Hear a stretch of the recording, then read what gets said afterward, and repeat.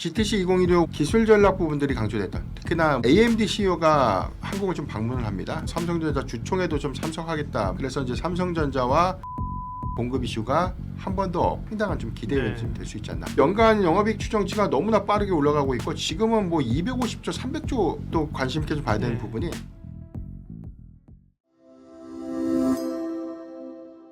엔비디아의 GTC 2016이 시작하면서 뭐 여러 또 긍정적인 이슈들이 반도체의 땔감 역할을 하고 있습니다. 그 얘기 좀 해주시죠. 네. GTC 2016 오늘 기조연설이 있었고요. 네. 해당된 내용들은 우리가 아는 부분도 있었지만 뭐 대체적으로 총평을 좀 해보자면 네.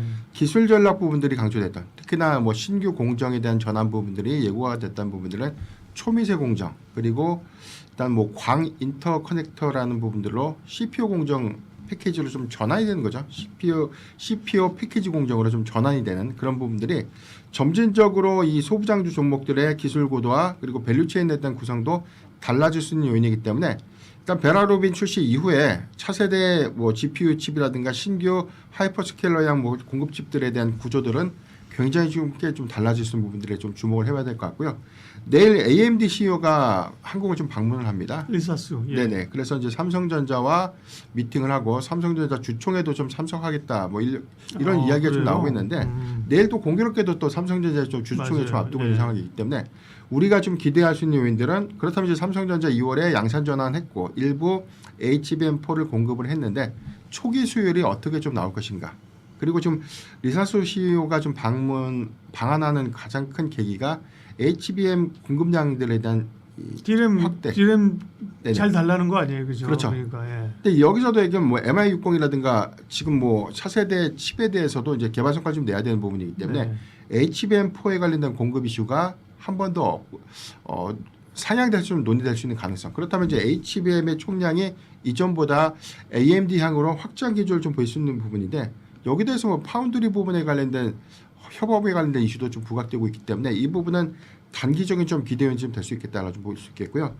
뭐 18일 날 삼성전자의 주주총회, 뭐 다음 주에는 SK하이닉스의 뭐 주총, 그다음에 마이크론 실적 발표, 그다음에 4월 초 삼성전자 1분기 잠정 실적.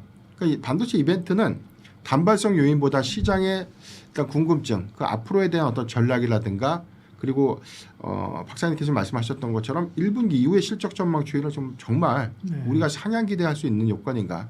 왜냐하면 연간 영업이익 추정치가 너무나 빠르게 올라가고 있고, 지금은 뭐 250조, 300조까지 뭐 돌파될 수 있다, 그런 얘기 나오고 있는데, 우리가 분기별로 추정을 해보면 거의 뭐 이제 50조에서 한 6, 70조 정도에 대한 수준까지도 나와야 된다는 부분이죠. 이게 작년 삼성전자 연간 영업이익 전체 총량이 한 분기에 상회가 좀 되는 부분인데, 이게 2분기에는 거의 뭐 2배 육박하는 수준까지 올라갈 것인가. 그러니까 이 부분이 정말 좀 가능한 수치인가, 이런 부분들에 대한 의구심이 좀 가장 크게 좀 작용을 하고 있는데, 현재 이 메모리 가격의 동향들을 보면 2분기까지는 좀 가능한 이야기일 것 같습니다. 일단 1분기 추정치가 평균적으로 한 80에서 90% 상향이 됐는데, 지금 1분기 대비해서 2분기로 넘어가는 과정에서 평균 메모리 가격의 상승폭을 뭐 트렌드포스가 30에서 40% 더 올라갈 것이다라고 예측을 했어요. 그러니까 최근에 현선물 가격의 동향들은 일부 품목의 경우는 정체를 좀 보이고 있지만, 그럼에도 불구하고 최근에 상승 기조를 아직까지 좀 유지하고 있다는 점. 그다음에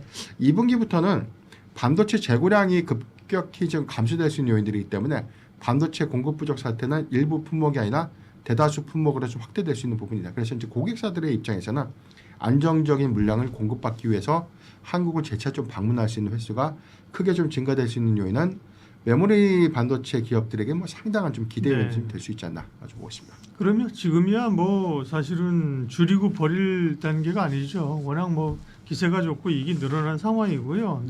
여기서 팔았다가 이제 올라가는 거 사실은 괴로워했던 걸 우리가 알고 있잖아요, 그죠? 몸을 실어야 되고, 다만 이제 변화가 있을 때, 위를 확인하고 상승분의 일정 부분을 반납하면서 팔면 되는 거죠. 근데 GTC 2016도 보면 그렇고, 삼성전자가 확실하게 이 기술력 쪽에서는 뭔가 좀 이제 승기를 잡는 듯한 느낌이 들어요, 그죠? HBM3까지 밀렸는데 4를 먼저 엔비디아에 납품을 했고, 그죠? 그리고 GTC 20에서도 HBM4 2를 내놓겠다는 얘기를 했고, 또 새로운 칩의 그 삼성이 이제 만들어졌다고 또 네, 그록스 전선왕이 MPU. 네, 그런 네, 그록스리 MPU. 그래, MPU 그록스리. 개발해서. 네, 네네. 그러니까 그거 이제 파운드리를 만들었다는 거죠, 네네. 삼성전자가. 그런 점에서 뭐 그 젠슨왕이 칭찬한 것도 그렇지만 파운드리 쪽이 상당히 삼성전자가 이제 그렇죠. 그 테일러 공장에도 장비가 들어갔다는 얘기도 있어요. 네. 네. 대체적으로 좀 보면 삼성전자가 HBM4에 관련된 공급 부분 뭐 초기이긴 하지만 수율이 과연 잘 나올 것인가가 네. 관건이지만 일단 뭐 베라루빈 출시가 이번 이 GTC 2016에서 일정이 확정되지는 않았습니다. 다만 예상을 뭐 2분기 말에서 3분기에는 좀 출하가 좀 될 것이다. 이 예상치대로 좀 간다면 초기 수율이 좀 안정화가 될 수 있는 부분에서 시장 점유 확대가 좀 예상될 수 있겠고 여기서 오늘 좀 주목해볼 포인트가 그록스리 MPU 부분을 삼성전자가 좀 개발한다. 네. 개발 및 생산한다. 이렇게 좀 이야기가 좀 나왔습니다. 이 부분이 갑자기 좀 부각된 이슈였기 때문에 오늘 삼성전자가 사실 오늘 뭐 SK하이닉스 대비해서는 오히려 주가의 탄력도가 조금 더 부여받은 모습을 좀 네. 보이지 않았나라고 좀 판단되고 있는데 사실 이 부분은 전체적인 어떤 이 시장의 주도권이 그 이전에 SK하이닉스의 기술 경쟁력에서 이제 크게 밀렸다라는 평가 부분들이 HBM4를 좀 계기로 해서 점진적으로 수율의 안정화, 기술의 고도화, 특히나 우리가 베라루빈 출시 이후에 이제 파인만이라고 불리고 있는 사상 처음에 일나노 공정이 좀 적용되는 부분들, 이 부분은 기존의 기술 난이도보다는 굉장히 좀 크게 상향되는 그래서 수율 요건들도 굉장히 엄격해지는 그런 요건이기 때문에 일나노 공정의 어떤 이 경쟁력 부각 부분들은 오히려 삼성전자 입장에서는 또 부각이 될 수 있는 요인이 좀 될 수 있기 때문에 TSMC의 독주 체제가 향후에 전체적인 또 물량 비중들을 좀 고려해 보면 삼성전자의 이원화 정책을 좀 피할 수는 없는. 그래서 저는 양분화로 좀 갈 수 있는 관점에서는 네. 파운드리 부분에 대한 점유 상향은 우리가 좀 충분히 좀 기대해 볼 수 있겠고 이 부분에 대한 어떤 주가 가치 반영이 현재는 사실 뭐 있죠. 반영이 되는 것이 맞아요. 아니기 때문에 해당되는 성과는 더욱더 좀 기대될 수 있는 부분이 아닌가라고 좀 판단되고 있고. 삼성이 잘해야 돼요 여기서 그죠? 네. 그 부분을 따라잡으면 사실은 밸류를 다시 받을 수 있는 거잖아요. 네. 네.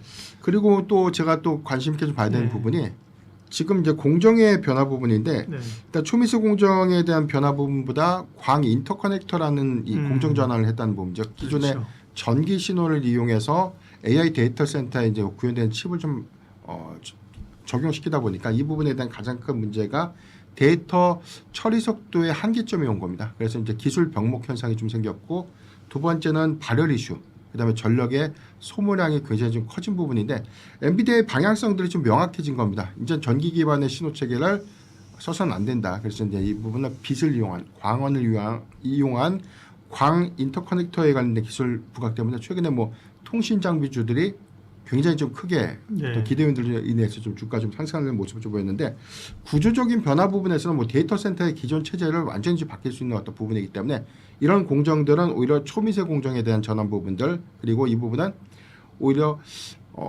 밸류체인의 어떤 형성 관점에서 좀 달라질 수 있는 부분들이기 때문에 사실 반도체 소부장주 종목들에 대한 일단 비중들도 앞으로 이 차세대 칩에 대한 어떤 구조나 어떤 이 기술 개발 성과에 따라서 크게 좀 달라질 수도 있겠다라고 보고 있습니다. 네. 사실은 참 몰라요. 뭐 사실은 HBM에서 하이닉스가 워낙 잘했고 네. 삼성전자가 96의 삼성전자가 지금 치고 나가는 흐름인데 지금도 보면 기술력은 확실히 삼성이 분전해가지고 잘 나가는 것 같고요, 그죠? 네. 뭐 다이도 원C로 가면서 그죠? 네. 하이닉스는 사실은 근데 물량이나 지금의 입지로 보면, 네. 그러니까 지금 상태에서 돈을 더 잘 버드는 거 하이닉스일 수도 있고 그죠? 네. 미래를 보면 또 삼성전자가 확실히 앞서 나가는데. 네. 근데 문제는 또 미래에 뭐 이렇게 해도 기술 개발을 했는데 뭐 반도체 경기가 확 꺾여버리면 또 사실은 네. 도롱되는 거고, 야, 그게 참 어려워요. 네. 그러면 지금 시점에서의 반도체 투자 전략, 관심주는요. 그래서 뭐 역시나 저는 일편단심 삼성전자를 탑픽을 좀 봐야 되지 네. 않을까.